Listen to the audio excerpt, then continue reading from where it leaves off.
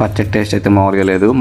అంత పచ్చడి చేసిన ఇంత డబ్బాలు వేసుకొస్తే మా ఫ్రెండ్స్ ఒక రోజు రూమ్కి వచ్చి నైట్ ఒక పూటలా ఒకటే పచ్చడి అంతా.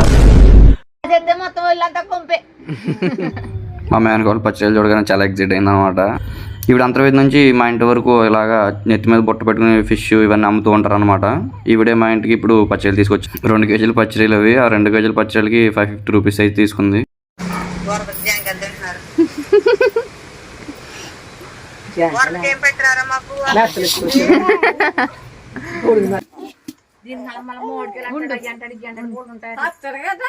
పచ్చడి ఉంటాయి మళ్ళీ మోడికేసి ఉండాలి. అర్థం చూద్దాం.